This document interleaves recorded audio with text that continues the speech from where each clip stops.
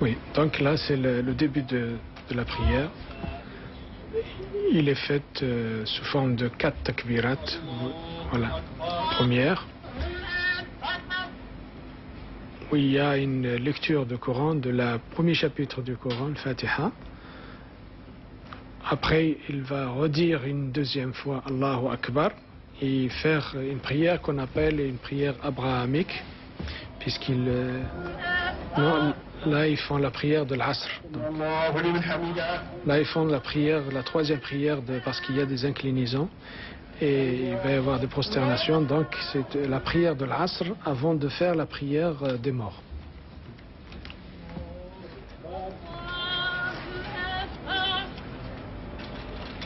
Donc ça, normalement, ça prend 5 minutes, 6 minutes pour faire les 4 rak'at, c'est la troisième prière. Donc, comme vous voyez, ils les ont attendus pour la faire, malgré l'appel à la prière qui était affiché à l'heure exacte. Donc, parce qu'il y a une certaine une élasticité au niveau de l'heure de la prière. Il y a une heure fixe, mais on peut la faire après, par la suite. Je crois que c'est ce qui se passe ici. Et juste après la prière, lorsqu'ils vont dire, ça se conclut par Salam alaikum, avec vous la paix, à droite et à gauche, et à ce moment-là commencera la paix, la prière pour les morts qui sera dite sur le cercueil de Sa Majesté. Et cette prière sera dite à l'extérieur aussi? Oui, là au même endroit. Au même endroit. La seule différence avec celle-là, c'est qu'il est tout le temps en station debout. Il n'y a pas, comme vous voyez ici, il y a des prosternations, et il y a des inclinaisons. Mais celle-là, il est fait en station debout. Et c'est immuable, quoi. Vous faites la même chose lorsque vous procédez à les obsèques à Paris. Quel que soit l'endroit, c'est fixe et c'est fixé depuis 14 siècles. Monsieur Lazouzi, on peut dire aussi qu'il y a toujours une direction donnée pour la prière. Oui, c'est la direction vers la Mecque. Pour le Maroc, c'est l'Est.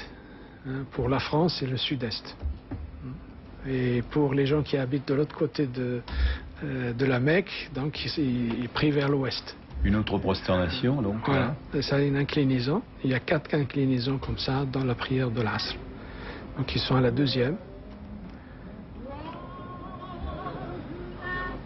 Ils vont faire une petite station, une petite pause pour faire une prière abrahamique, on dit Tahiyyat. Et puis ils se relèveront, ils font 2 rak'at encore. Et ils terminent par Salam alaikum, qui indique la fin de la prière qu'ils font actuellement.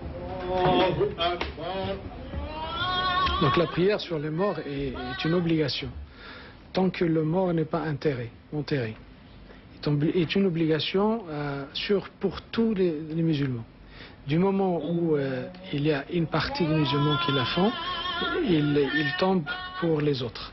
C'est-à-dire il n'est plus obligatoire pour ceux qui ne sont pas là.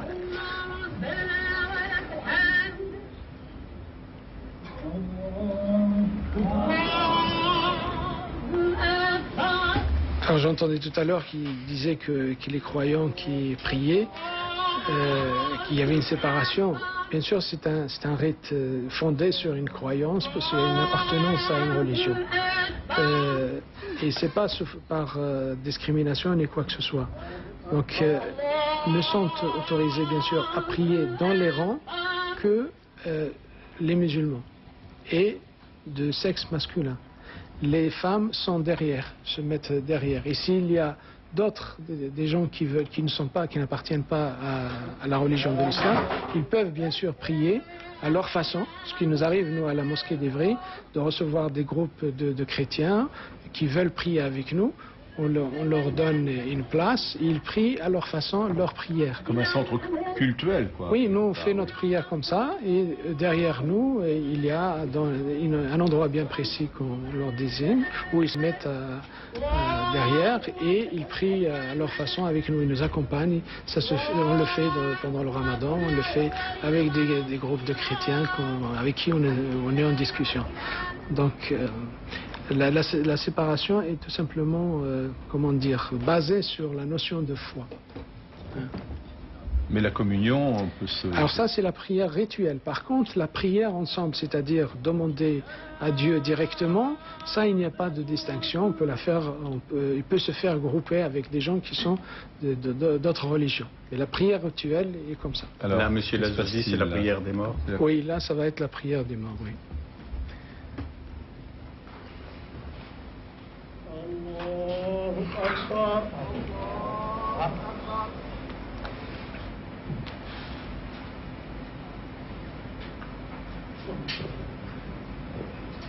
Donc ça, c'est ce qu'on appelle la première takbira. Il dit Allahu Akbar.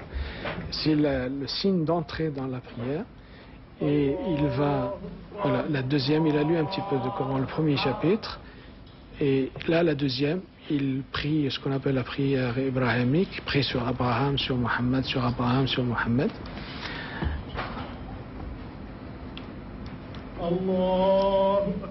Voilà, troisième. Il va prier pour le mort, pour le défunt, pour Sa Majesté Hassan II. Et une quatrième takbira où il va prier pour tout le monde, pour les musulmans, non-musulmans. Enfin, il va prier pour tout le monde. C'est au choix de la personne. C'est le roi. Prier pour soi-même, par sa famille, pour tout le monde. Gros plan. Et il se termine donc. Vous voyez que dans cette prière, il n'y a pas de, il ne baisse pas, il ne se baisse pas, il n'y a pas d'inclinaison, il n'y a pas de prosternation. Voilà. La prière sur le mort est finie. Donc je pense que maintenant, ils vont le transporter pour être enterré dans l'intimité la plus stricte. Donc la dépouille du roi Hassan II sera inhumée dans quelques instants dans ce mausolée Mohamed V, qui est ce grand ensemble mortuaire donc, qui a été construit par le roi défunt à la mémoire de son père. Voilà. Patrick Borard.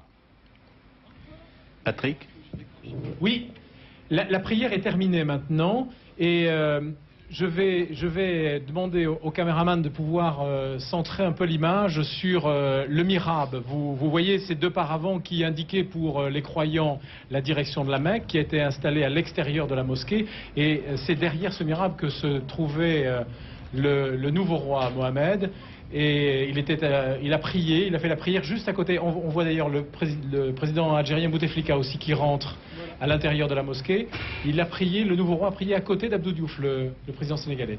Et on voit maintenant donc les responsables, les chefs d'État étrangers musulmans pénétrer à l'intérieur. Vous voyez Yasser Arafat qui est soutenu, comme vous le disiez tout à l'heure, Charles, par le président tunisien Ben Ali. Le président turc aussi de l'autre côté, lui tient l'autre bras.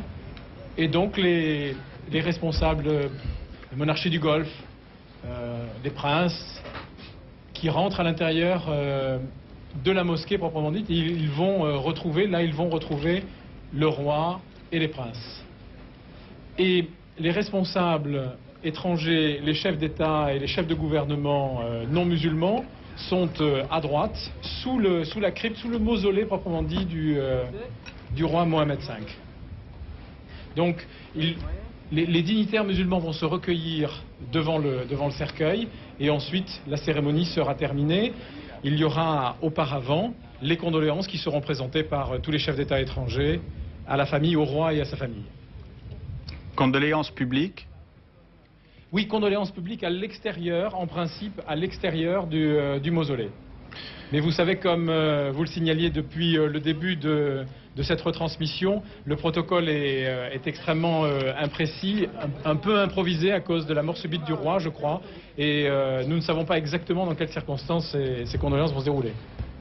D'autant que le nouveau roi Mohamed avait donné pour consigne au service du protocole chargé de l'organisation rapide et hâtive des funérailles que ces funérailles soient populaires et qu'en aucun cas on ne mette de barrière entre... la consigne a été respectée. La consigne a été respectée. Je crois que c'est une volonté politique et manifeste de sa part aussi de poursuivre le geste symbolique qu'il avait eu aussitôt après la mort de son père, de se mêler à la foule comme il le faisait toujours comme prince héritier, même si on a assisté le jour où il s'est précipité vers la foule à des scènes d'hystérie collective.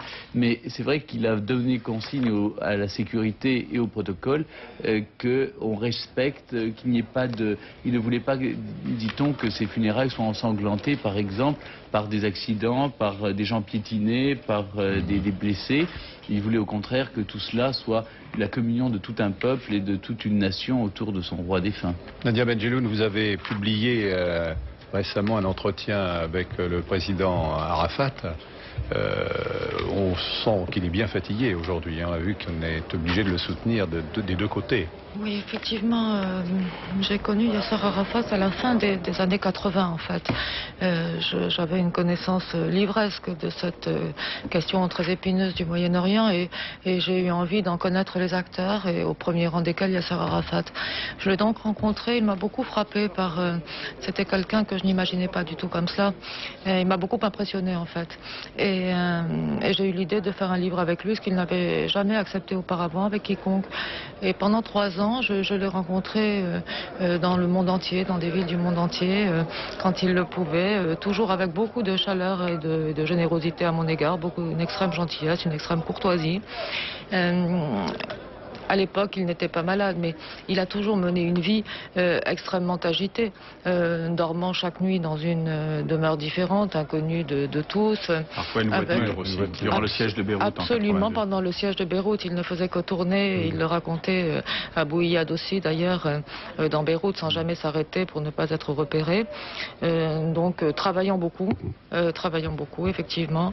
Et je pense que cette vie est plus cette question bloquée pendant tant de temps, les énormes efforts faits au moment des négociations, juste avant la gestion de l'intifada, si on peut dire, qui a été le départ dans les territoires occupés de la révolte populaire.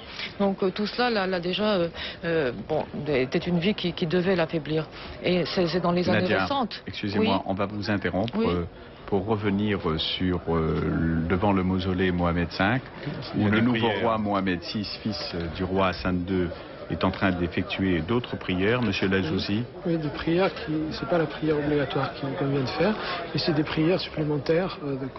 On prie pour le mort, on prie Dieu de lui donner, de le mettre au paradis, de le mettre avec le prophète, de le mettre et ainsi de suite. Qui n'est pas la prière rituelle obligatoire, mais c'est des prières supplémentaires. Certainement un homme de Dieu qu'on a choisi parce que sa prière est exaucée, et tout le monde, la foule qui prie comme on prie tout souvent pour une personnalité aussi grande et aussi influente et aussi attachante. On a du mal à s'en détaché. Voilà, à s'en détacher. On prie pour lui, pour être le plus possible encore. Là, ce sont des prières supplémentaires à l'initiative du roi Mohamed VI. C'est de tradition. C'est lui qui décide ou c'est l'imam? Non, c'est lui, le protocole qui décide, bien sûr. Le protocole royal qui décidera. Et vous voyez que le roi Mohamed VI était entouré de son jeune frère, Moulay Rachid, très ému, et de son cousin, Moulay Ismaël, et aussi des gendres de feu le roi Hassan II, puisque les filles du roi étaient bien évidemment mariées. Donc on sent qu'il y a toute la jeune génération de la famille royale et la génération plus âgée qui est rassemblée aussi pour rendre un dernier hommage au roi Hassan II. On n'a pas parlé. Donc là, c'est fini, il va être porté à l'intérieur, certainement, pour être inhumé. Elle ne participe pas naturellement à l'enterrement, c'est le rite qui le veut, des sœurs du roi, qui ont un rôle.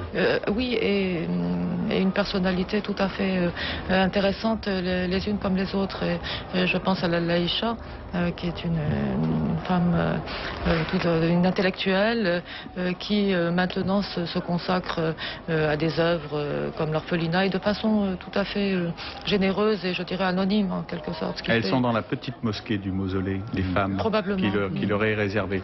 Là, nous allons revenir peut-être sur place, à moins que Patrick Bourin ne soit pas encore prêt, puisqu'il a dû se déplacer pour essayer de voir. Il est en train de changer de place oui, là, en ce moment. Essayer de voir, d'avoir une vue un peu plus directe sur le... Ça y est, Patrick. Phrase rituelle de bénédiction, Charles, Jean-Claude, au moment où le cercueil va pénétrer à l'intérieur de la mosquée qui jouxte le mausolée de Mohamed V. Et le revoir de tous les dignitaires, le revoir des sujets du roi Hassan II. Brandissant le Coran, brandissant leur foi.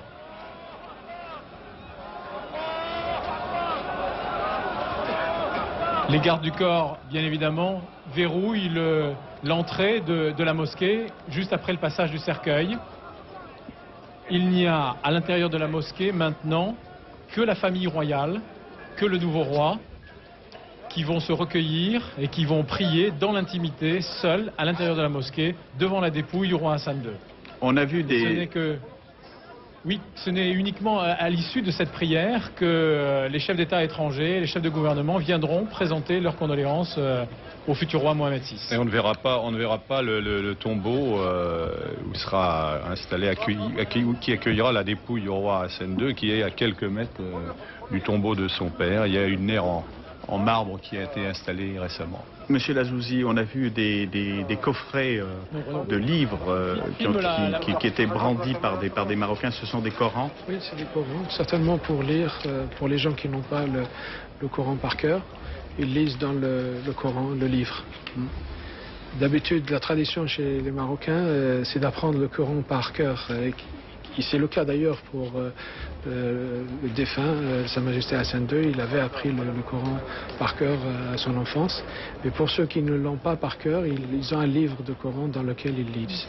Alors que on voit le roi Mohamed VI, successeur d'Hassan II, qui est rentré dans le mausolée. Et les caméras de la télévision marocaine. Et la présence des caméras, c'est une surprise d'ailleurs de la télévision marocaine, qui suivent le cheminement du cercueil du roi jusqu'à son ultime. Voici le sarcophage de Mohamed V, auquel le mausolée est dédié. Donc il y a une évolution dans le protocole. Ah oui, il y a une évolution dans le protocole. C'était complètement imprévu. Sans doute que les télévisions marocaines a été autorisée à montrer pour que tout le monde puisse assister à ce moment d'émotion. Certainement, on va montrer sa mise sous terre. Et là, on voit la tombe de Mohamed V, oui. Au milieu. Et le sarcophage. Et puis, tout à fait au fond, il y a la tombe de Moulay Abdallah, du frère Khalil, dans le coin. Qui est mort d'un cancer en 1983. Il y a des chants encore à l'intérieur. Ils lisent le Coran, là. C'est une lecture du Coran. Et l'inscription. La chambre funéraire. Oui. Oui, Patrick. Que surplombe une galerie courante le long des murs, avec du marbre, richement décoré de chaque côté. La salle est recouverte d'une somptueuse coupole d'acajou et de cèdre, du cèdre des montagnes de l'Atlas, un cèdre revêtu de feuilles d'or. C'est un concours des meilleurs artisans du Maroc à la demande du roi Hassan II, qui a désigné les artistes qui devaient décorer ce mausolée, qui devaient décorer le tombeau du père d'Hassan II, Mohamed V, selon les techniques les plus anciennes. Et comme je le disais tout à l'heure, un marbre de Carrare d'une très grande pureté recouvre le sol, qui fait penser à une eau cristalline, à une eau limpide. Bois de Marrakech pour le toit, cuivre de Fès repoussé. Ce sont les artisans et les matériaux du Maroc qui ont servi à édifier ce mausolée en l'honneur du roi Mohamed V, le père d'Hassan II, qui se retrouvent ici, dont les dépouilles mortelles vont être regroupées maintenant. Mausolée qui a été construit entre 1961 et 1971.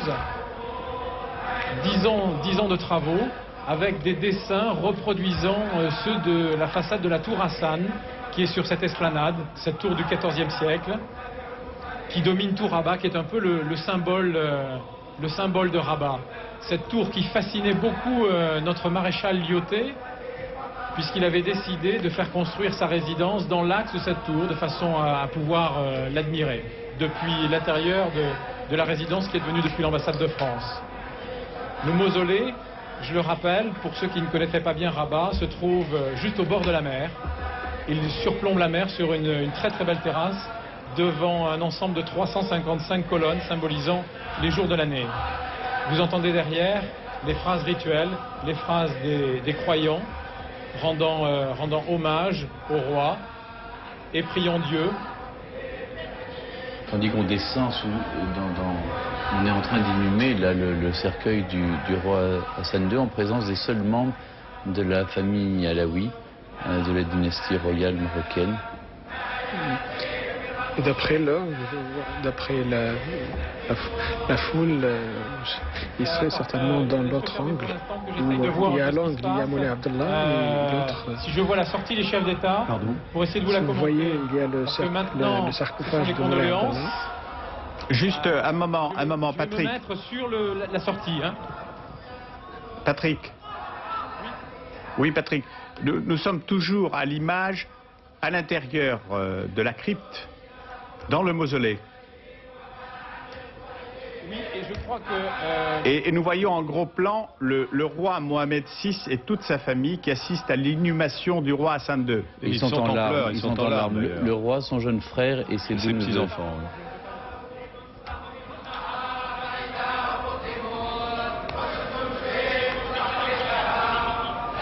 Monsieur Lazouzi, et là ces chants que nous entendons sont des chants des versets du Coran. C'est des versets du Coran qui sont récités par cœur. C'est une prière spécifique? Oui. Et on lit le Coran sur les morts, particulièrement un chapitre qu'on appelle le chapitre Yassine. C'est-à-dire c'est le nom du chapitre, Yassine, YS. Et c'est un chapitre qu'on lit souvent sur les morts. C'est sans aucun doute le moment le plus émouvant, là, puisque c'est la dernière prière, c'est l'heure où la famille va quitter le roi. Toute la famille, les enfants de Sa Majesté Hassan II qui sont là. C'est un moment émouvant, très pesant, très dense, très dur à supporter. Et même les petits-enfants du roi Yassine, alors qu'ils n'ont que 11 ans.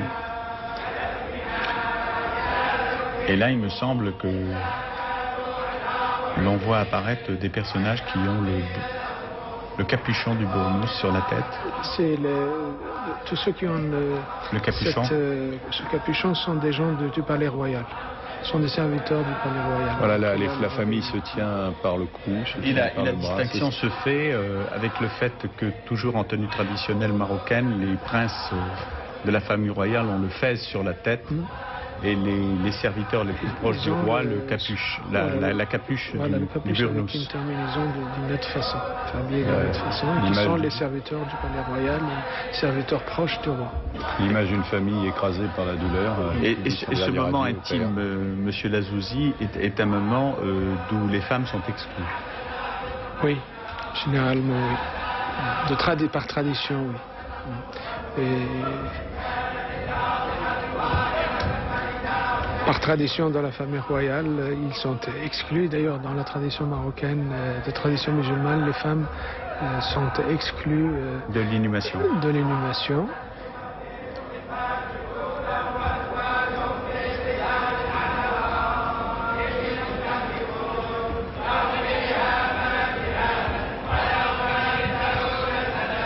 C'est un moment assez pesant, donc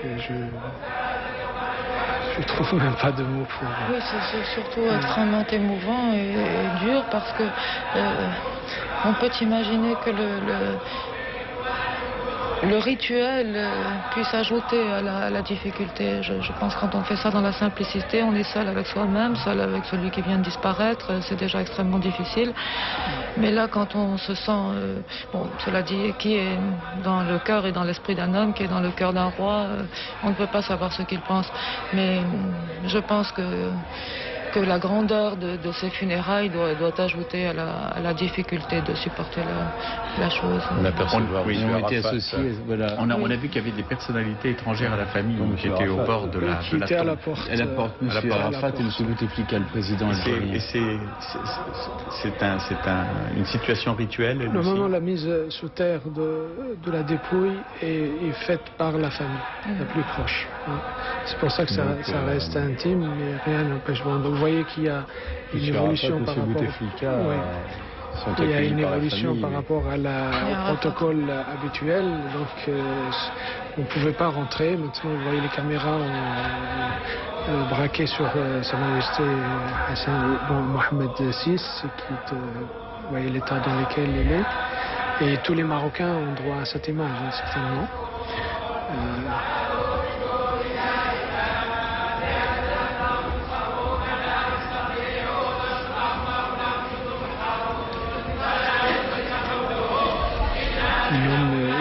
très profondément aimé.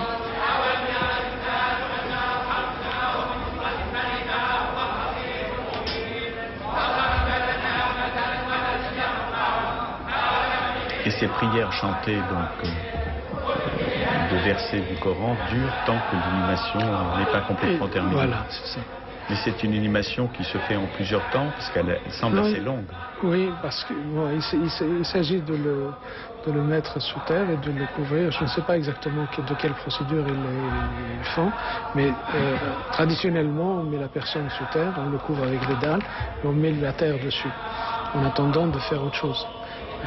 Et donc ça se termine avec la mise sous terre et la couverture de la tombe. Mais nous ne voyons pas comment c'est fait à l'intérieur, donc je ne peux que présumer. Mais les musulmans n'enterrent pas dans un cercueil. Ils sortent traditionnellement, non, ils n'enterrent pas avec le cercueil, sauf s'il y a des conditions, il y a des contraintes sanitaires qui obligent à ce genre d'enterrement, où il peut y avoir d'ailleurs, rien ne l'empêche d'enterrer la personne dans un cercueil. Et traditionnellement, c'est sans cercueil.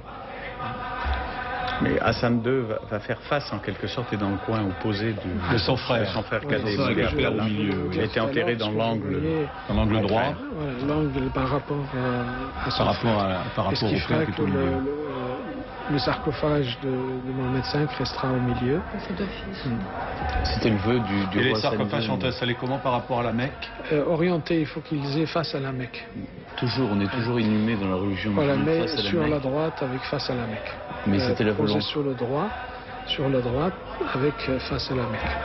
C'est vrai que c'était la volonté exprimée par Hassan II de faire du mausolée pour Mohamed V une sorte de nécropole pour sa famille à partir de Mohamed V, pour que toute la famille, la dynastie puisse avoir un lieu une dernière demeure, un lieu de sépulture.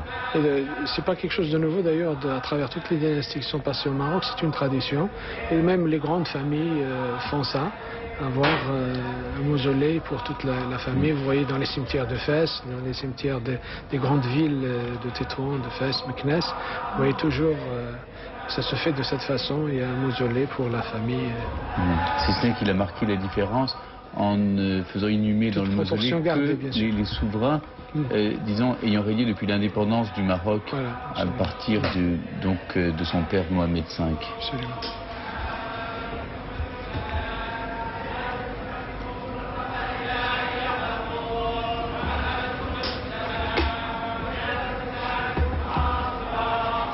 Mais là, ce qu'on peut voir, Monsieur Lazouzi, c'est que la famille, elle, ne chante pas les versets du Coran. Si vous voyez Sa Majesté le Roi, j'ai vu ses lèvres bouger, donc il récitait aussi. Parce que les autres princes semblaient muets, alors que... Ils sont pris par l'émotion, visiblement. Il y a des moments où l'émotion fait qu'on ne parle pas. Dans toutes les mosquées, on les récite à l'intérieur de soi-même.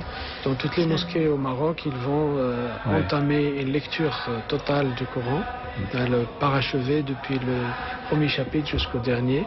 D'ailleurs, dans la mosquée d'Ivry, on fait la même chose 2 fois. Après cette intense. Mais vous lisez l'arabe, Monsieur Lazouzi? Oui, parfaitement. Là, sur l'écran, apparaît depuis tout à l'heure, comme nous reprenons les images. Rabat, mausolée, Mohamed V. Après cette intense émotion, je pense que c'est un moment pénible pour le roi de recevoir les condoléances du monde entier, parce que là, ce sont des dizaines et des dizaines de personnalités qui vont défiler, on l'avait vu lors des obsèques du roi Hussein de Germanie. Sortir d'une émotion intense et passer tout de suite à la réalité des choses, c'est un moment assez pénible. Sans doute, Jean-Claude se souviendra-t-il de la première leçon que lui avait donnée son père, qui était de dire que le roi du Maroc ne s'appartient pas à lui-même, mais qu'il appartient à son peuple, et qu'il doit d'abord se sacrifier sa propre douleur pour faire son devoir. Et c'est le premier devoir du souverain que d'accueillir ceux qui sont venus rendre hommage au roi Hassan II et de recevoir leurs condoléances. Ça s'était produit du reste au mois de février dernier, lorsque, après l'inhumation du roi Hussein de Jordanie, le roi Abdallah II avait reçu l'hommage de tous les chefs d'État venus à Amman.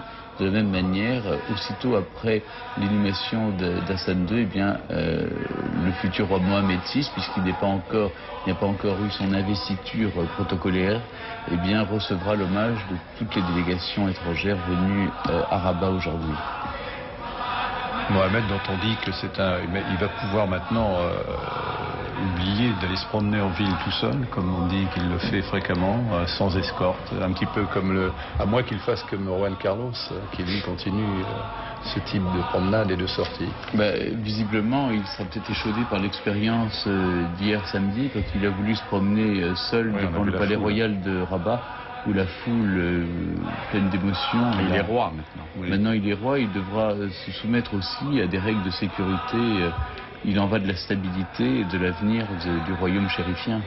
Et lorsqu'on a pu voir parmi les officiers supérieurs qui étaient admis dans la crypte d'inhumation du roi Hassan II, il y avait le commandant de la garde royale marocaine, le général Mimoun, et le commandant de la gendarmerie, le général Ben Slimane, auquel faisait allusion tout à l'heure dans un point sur l'armée marocaine, Patrick Bourin.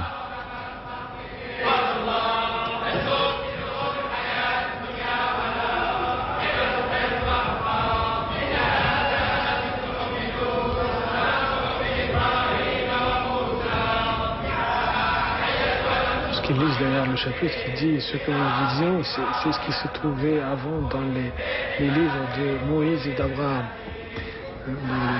La dernière phrase qui était prononcée.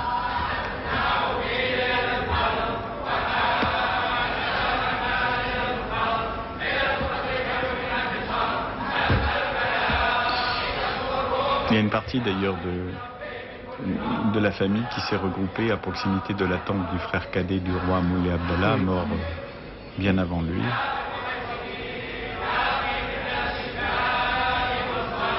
Nul doute que dans les jours qui viennent, il y aura beaucoup de monde à venir autour du mausolée. Oui, certainement. Certainement, ça va continuer. Et il y a surtout avec un deuil de 40 jours d'observer. Dans toutes les mosquées, il va y avoir cette lecture de Coran. Il va y avoir des gens qui vont venir pour visiter, pour aller voir de près le mausolée où il est enterré, le roi. Voilà, la perspective que nous avions à l'image tout à l'heure, c'était une vue très jolie. Originale de la tour Hassan et dans son alignement, le mausolée Mohamed V. Là où se trouvent justement les membres de la famille royale. Donc là, ça touche à la fin. Des serviteurs très proches du roi, quelques représentants de l'armée, des forces armées royales, l'état-major particulier du roi, et Yasser Arafat.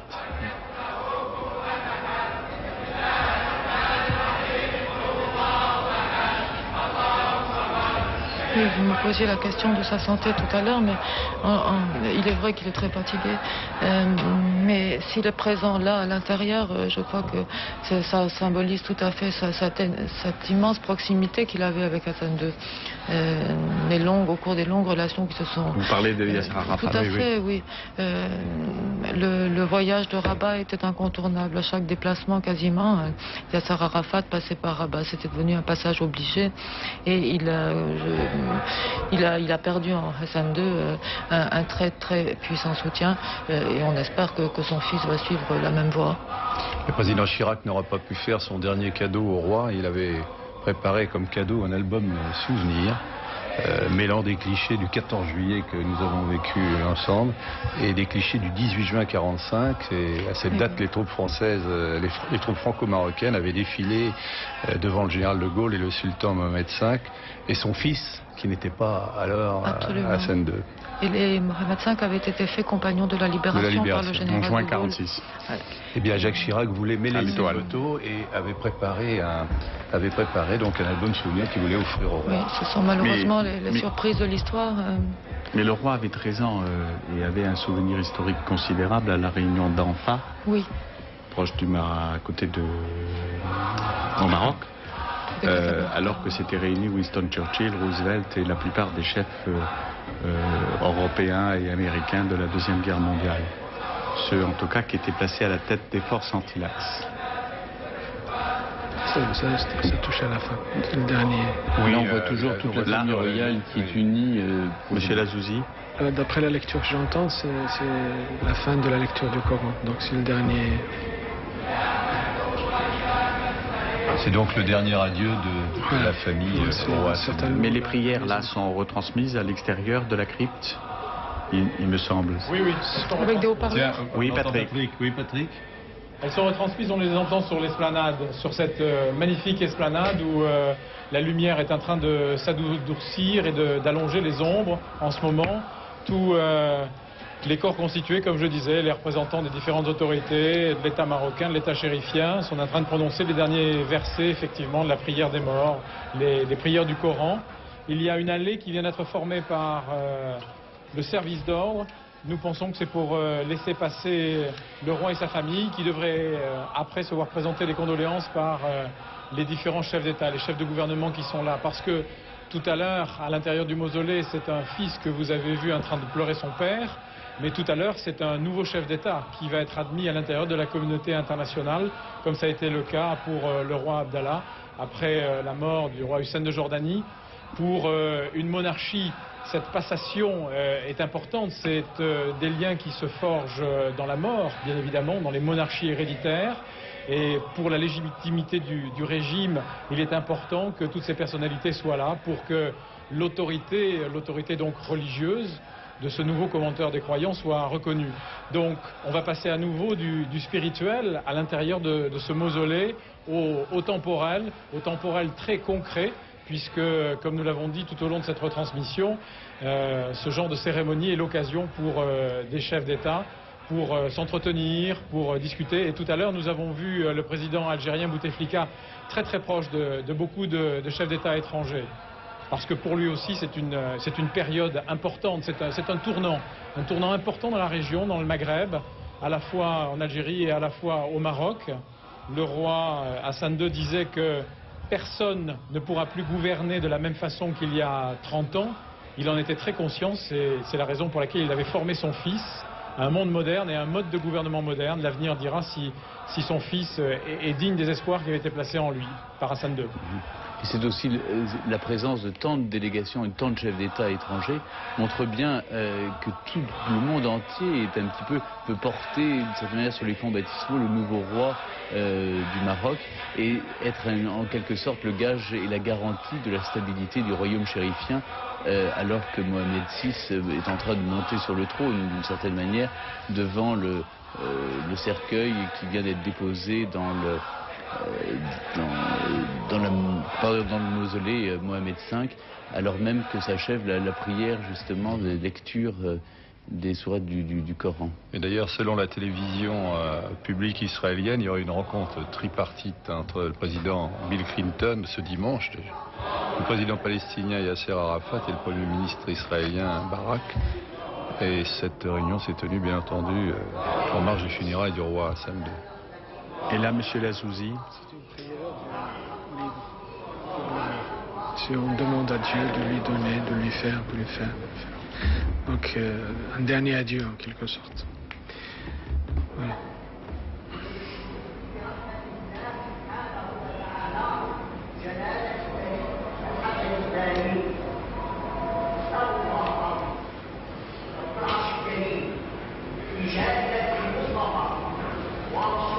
Certainement un hommage prononcé par une personne qui a été désignée pour ça.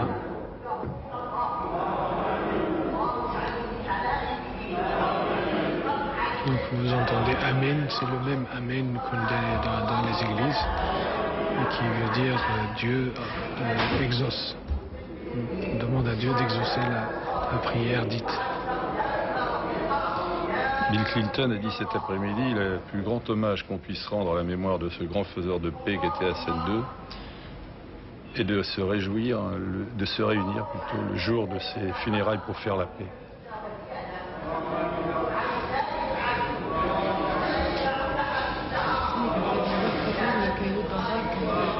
Au Maroc, juste après son voyage aux États-Unis.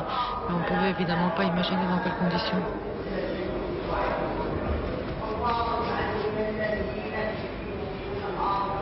Qui dirige cette prière-là? Qui arrange, me semble-t-il, ce petit groupe réuni autour de la tombe du roi? Imam, certainement désigné pour ça. C'est une personnalité religieuse? Oui, certainement. C'est une personnalité religieuse qui a dû être désignée par le protocole pour ce fait.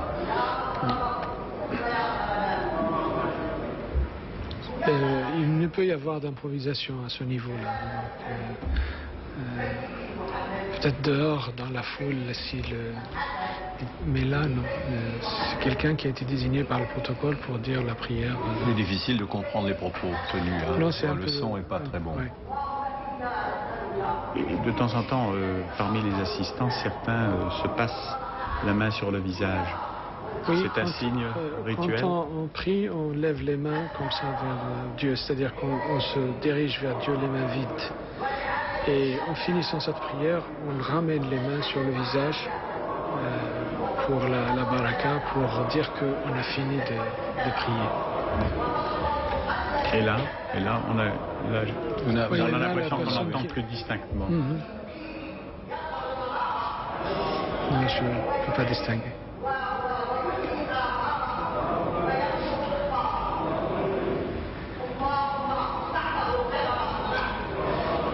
Toutes sont des prières pour le mort. Hein.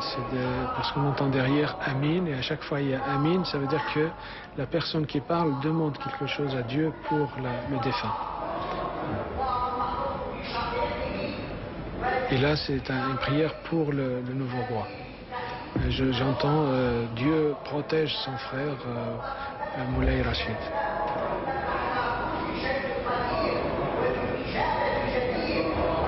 Dieu, toi qui es capable de tout et que tu peux exaucer nos vœux, ou notre prière. Quelle est la place dans les institutions marocaines du frère cadet du roi, Moulay Rachid, là en l'occurrence? Pour l'heure, il a été désigné, ou plus ou moins prince héritier, tant que le roi n'a pas d'héritier lui-même. Mais dans l'exécutif, il n'exerce aucune charge. Il assure simplement la pérennité du trône et il évite qu'il y ait une vacance du pouvoir. C'était le cas avec Moulay Abdallah, c'était le même cas. Il n'a jamais occupé de fonction particulière.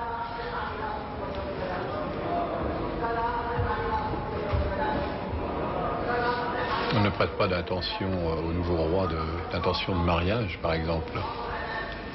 Non, pour l'heure, le prince héritier, qui est devenu roi, est toujours célibataire, ainsi que son jeune frère Moulay Rachid. Seules les trois sœurs, Lala Meriem, Lala Asma et Lala Hasna, sont mariées et ont eu des enfants. Mais on prétend que le protocole impose de se marier avant que l'investiture. C'est ça, normalement.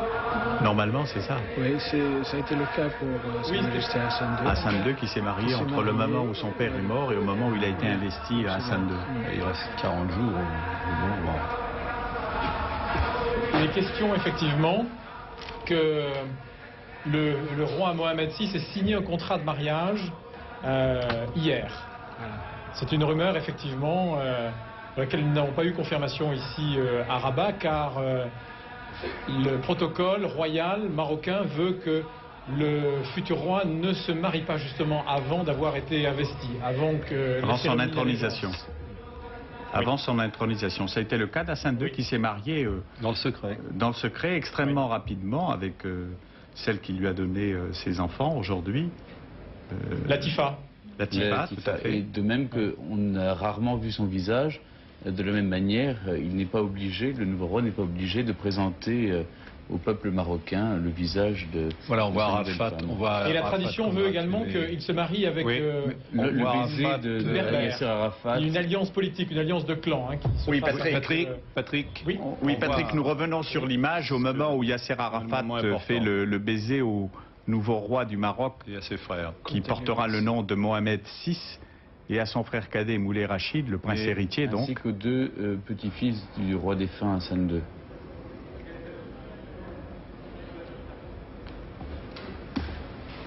Et visiblement, Yasser Arafat a été admis comme un membre de la famille proche de la dynastie alaouite. Ah oui, c'est une distinction. Je ne vois pas d'autres chefs d'État ni d'autres présidents. Vraiment le seul. Oui, on a cru voir M. Bouteflika tout à l'heure, mais ce n'était pas lui. Non, il y a une forte ressemblance entre l'un des hommes de la suite de Yasser Arafat Et vous remarquez Abdelaziz garde du Bouteflika. corps qui est beaucoup plus fin, qui s'appelle Youssef, qui est derrière lui avec les yeux Oui, bleus. Voilà. tout à fait. C'est lui que nous avons pris de loin pour M. Bouteflika. Peut-être, oui. Oui. Il est Et toujours avec lui. il y a également l'allégeance qui est renouvelée chaque fois quand, devant le nouveau roi Mohamed VI, vous avez vu que tous les membres de sa famille viennent de lui baiser la main et en signe, regardez, en signe d'allégeance. Ben, c'est l'illustration très forte, là, sous nos yeux, de la fameuse phrase rituelle « Le roi est mort, vive le roi ».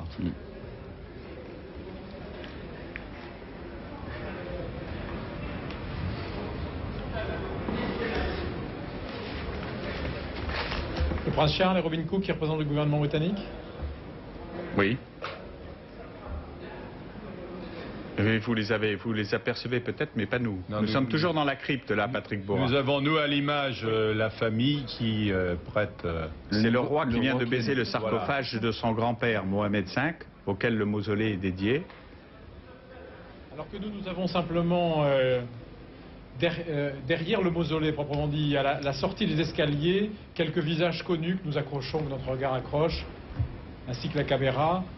Nous avons vu passer le roi Juan Carlos, qui est la première délégation à avoir quitté ici le mausolée.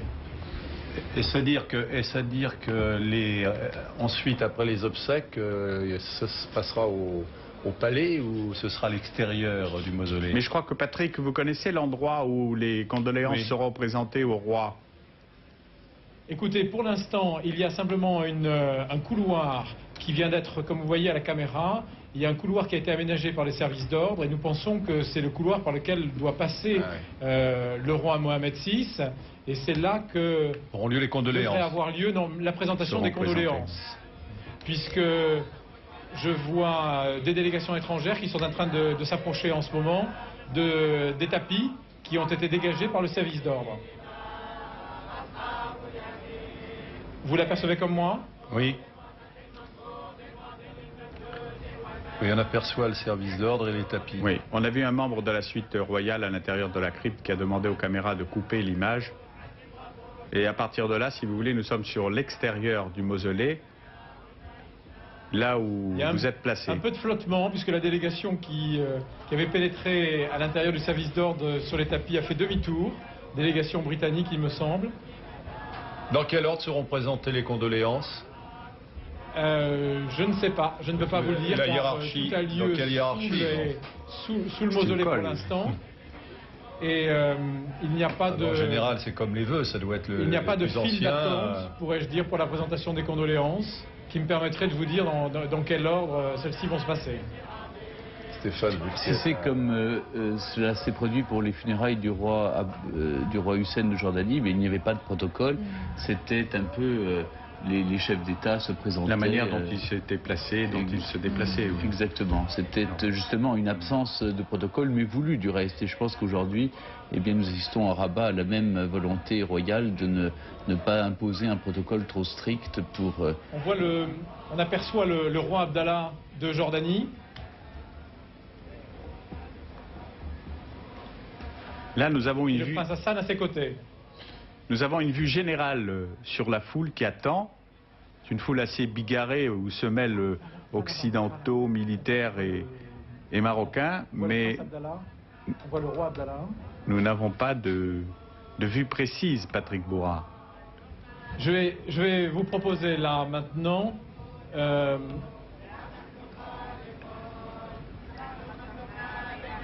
je crois que nous voyons ici au milieu de la foule, nous allons serrer un petit peu pour apercevoir à côté des kéfiers palestiniens rouge et blanc le roi Abdallah de Jordanie que je vois tête nue.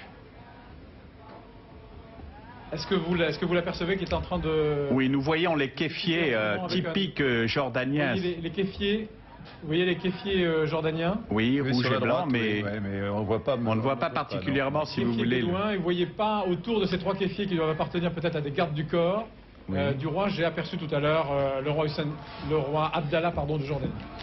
Oui, il y a le roi Abdallah, on voit aussi le prince Hassan, son oncle. Et le prince Hassan, le prince héritier.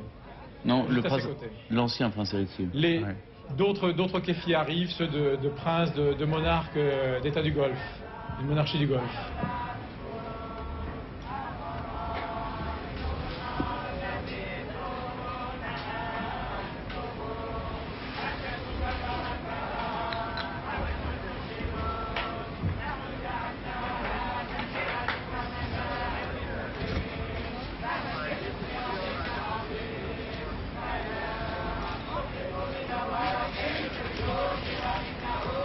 Nous venons d'apercevoir Shimon Peres, l'ancien Premier ministre israélien, qui avait été le premier chef d'État israélien à être reçu officiellement par un chef d'État d'un pays arabe, par le roi Hassan II. C'était en 86 et ça avait été un choc dans le monde arabe.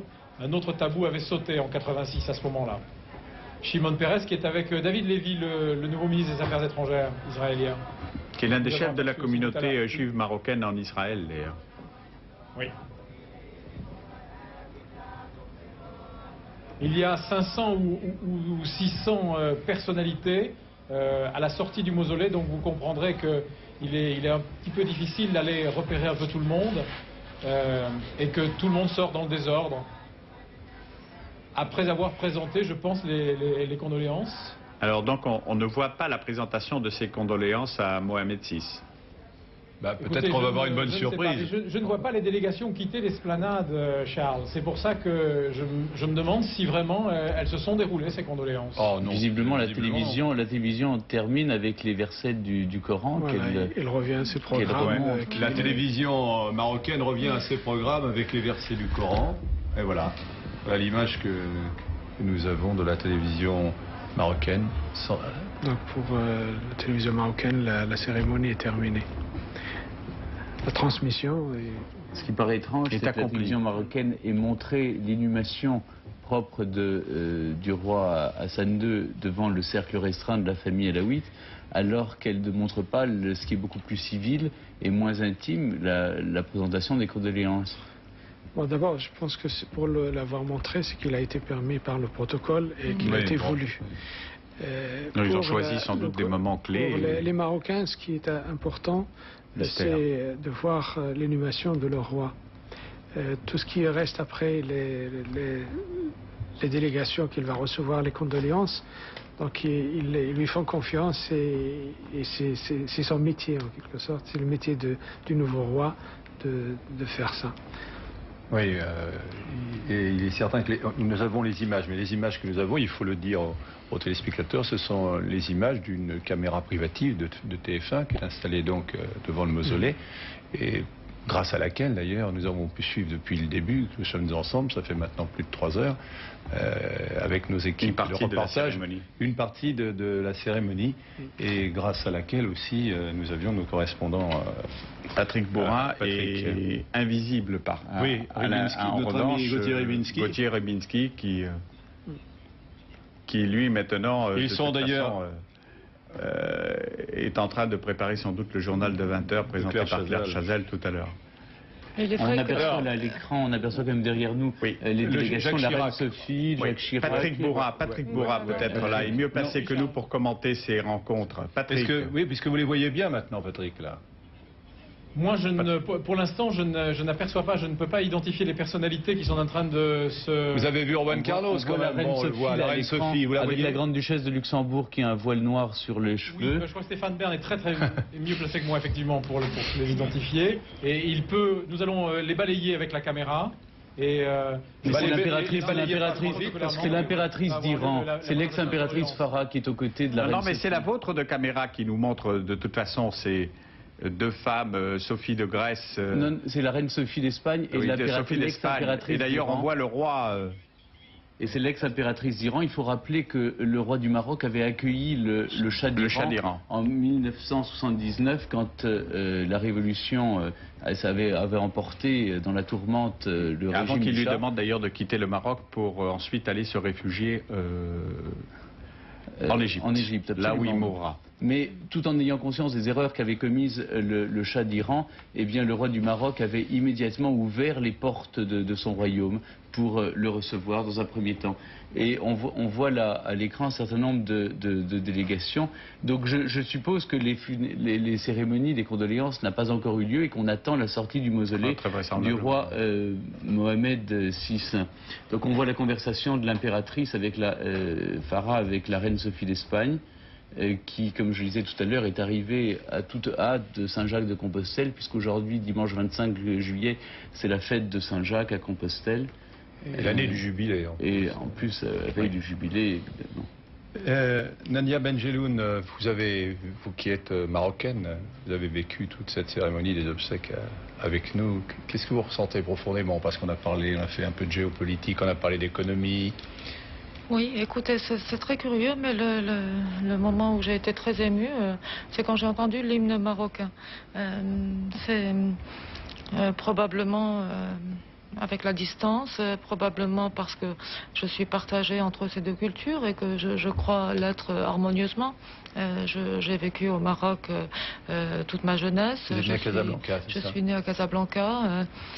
Je suis venue à Paris pour faire mes études très traditionnellement, de façon très classique. Vous avez fait vos études d'ailleurs scolaires au lycée français Oui, au lycée Lyoté. Des Sciences Po ensuite. Et ensuite, j'ai fait Sciences Po à Paris, enfin des choses très classiques. Et je suis restée à Paris, mais tout en retournant très souvent au Maroc, où avec lequel j'ai conservé des liens très forts. C'est mon pays natal et j'y reviens aussi bien pour y voir ma famille, ce qui reste de ma famille et mes amis, que pour des raisons de travail, puisque comme vous savez, je m'occupe aussi du Maroc. Nadia, on va retourner d'ailleurs justement au Maroc et à Rabat, sur l'esplanade du mausolée, pour essayer d'apercevoir. Il y a une sorte de bousculade sur l'escalier qui descend du mausolée jusqu'en bas, là où sont installés les tapis marocains, où se trouvent déjà les épouses de chefs d'État, en attendant qu'il y ait la cérémonie officielle des condoléances. Mais visiblement, je crois que le nouveau souverain, happé par son entourage et la foule, a du mal à recevoir l'hommage des uns et des autres et ralentit dans sa marche pour sortir. On voit que les gens sortent à marche comptée et que c'est très difficile de rejoindre le terrain central où justement les tapis ont été disposés pour la cérémonie des condoléances. Donc visiblement cette cérémonie risque de durer assez longtemps. Là on installe justement un parasol parce que la lumière est très drue sur Rabat et qu'on veut protéger le roi. On voit Bill Clinton et Hillary qui sortent maintenant de l'escalier. Enfin, on ne les voit pas, mais ils viennent de descendre à leur tour. Et il y a une anecdote amusante sur le parasol, c'est qu'un jour, le futur roi Mohamed VI en avait assez que chaque fois qu'il arrivait, son peuple était sous le soleil et lui avait un parasol. Et il a demandé une bonne fois pour toutes qu'on supprime les parasols quand il arrivait quelque part, parce qu'il voulait partager, disait-il, le même sort que tout le monde. Alors c'est un petit peu étonnant qu'on installe là un parasol, alors qu'il avait justement demandé qu'il n'y ait plus aucune différence entre lui, nouveau roi du Maroc, avec son protocole exige aujourd'hui, il va extrêmement fatigué et sous le coup d'une émotion très forte. Et voilà, d'ailleurs, on l'aperçoit, Vous imaginez tout ce temps et toute cette douleur, parce que quand je vous disais que j'ai été touchée par l'hymne marocain, j'ai naturellement été très touchée aussi par le moment de l'inhumation. Pour avoir... Voilà Mohamed VI, il est suivi toujours par toute sa famille. Ses deux neveux et son cousin Germain. Et les gendres suivent un peu plus loin. Et il va donc se placer sous ce parasol pour recevoir vraisemblablement les condoléances des corps constitués et surtout des délégations étrangères, parce que les corps constitués sont venus depuis ce matin présenter leurs condoléances et se recueillir devant les dépouilles mortelles du roi. Bill Clinton va sans doute être l'un des premiers à... Voilà le premier, voilà, il arrive. Bill Clinton arrive pour présenter ses condoléances. Il est suivi d'Hillary Clinton. Et donc c'est le président des États-Unis qui le premier va présenter ses condoléances.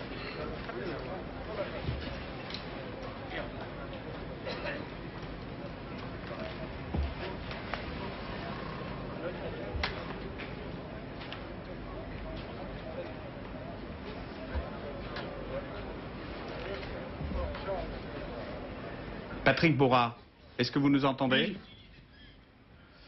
Bon, Il ne doit pas avoir une vue directe, Non, Patrick, non. à partir du mausolée qui est sur en les bas. condoléances. C'est la caméra qui est en bas, tout à fait. Donc Patrick ne voit pas les images que nous avons.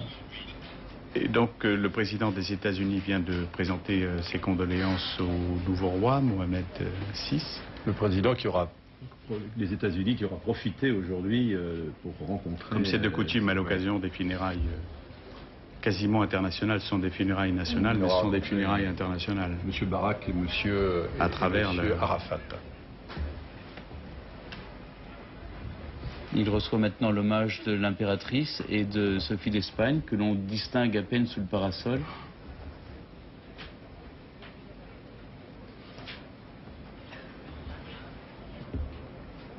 Et petit à petit, toutes les personnalités encore présentes vont se diriger vers la famille royale et le roi Mohamed VI pour lui présenter ses condoléances. Je ne sais pas si Gilles Amado peut demander au caméraman d'essayer de serrer dessous pour qu'on voit mieux. Non, me répond-on. Donc c'est pas possible. C'est pas possible, c'est pas facile d'imaginer les personnalités qui sont...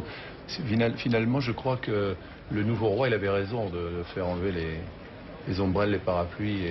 Et c'est peut-être une façon là de mettre un parasol pour protéger aussi les personnalités et les invités qui se précipitent pour lui présenter ses condoléances. C'est pas pratique pour les caméras, très franchement.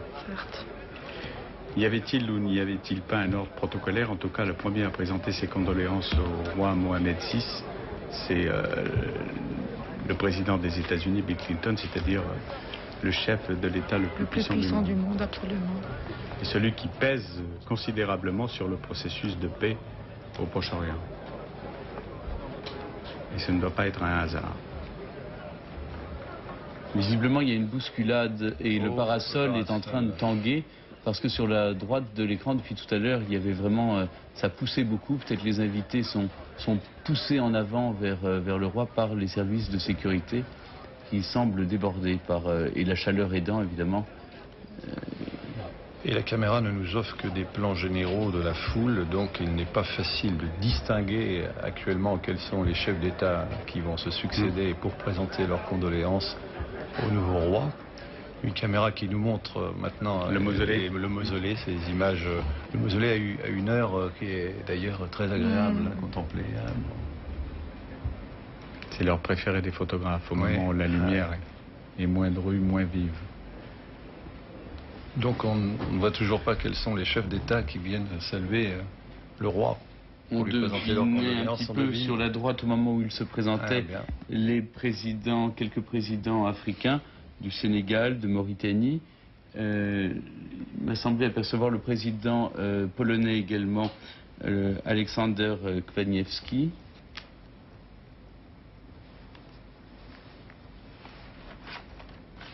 C'est vraiment très difficile de distinguer l'ensemble des délégations. Cela dit, on peut peut-être rappeler quand même qu'il y a une représentation européenne assez considérable aussi.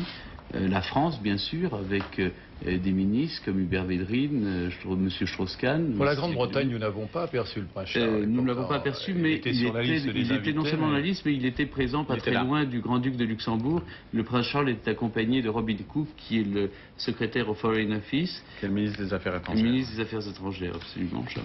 Et il y avait une délégation norvégienne, présidée par le prince héritier Haakon Magnus, et accompagné du chef de la diplomatie Knut Vollebæk, qui est aussi le président en exercice de l'OSCE.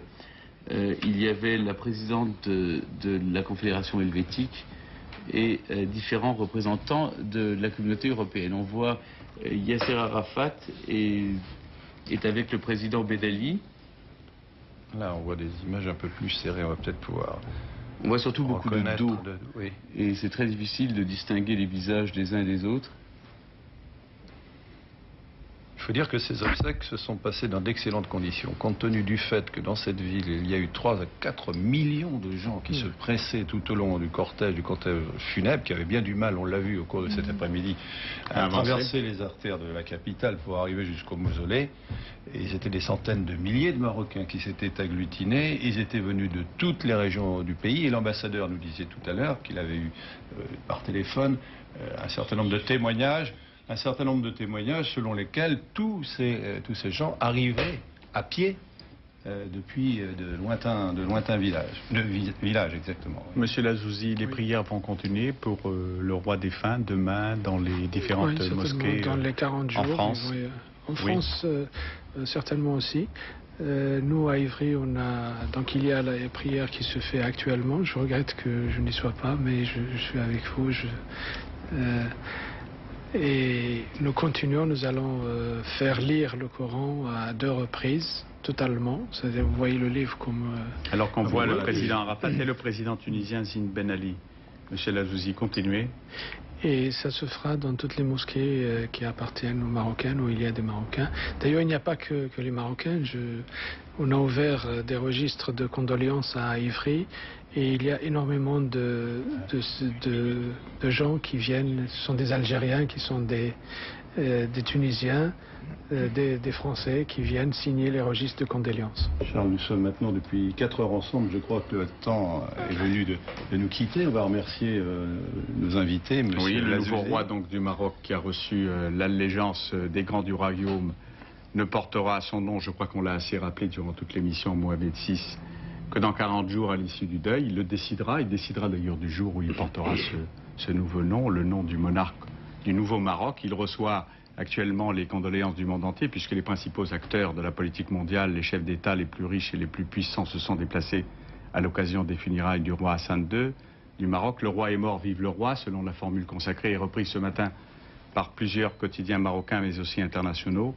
Au roi Hassan II, roi puissant et d'envergure internationale mais aussi contesté, succède son fils, Sidi Mohamed, 36 ans, qui perpétuera la dynastie alaouite et régnera sous le nom de Mohamed VI. Il a plusieurs défis à relever. Donnera-t-il plus d'élan à l'instauration d'un régime plus ouvert et plus démocratique? On le dit, on verra. Et alors qu'il continue de recevoir les condoléances des personnalités, roi, prince, président, premier ministre, la retransmission des funérailles du roi du Maroc Hassan II est terminée. Vous retrouverez nos envoyés spéciaux dans le journal de 20 h, présenté par Claire Chazal, dans quelques instants, avec Nadia Benjeloul, Stéphane Bern, Monsieur Lazouzi et Jean-Claude Narcy. Je vous remercie de votre attention. Merci.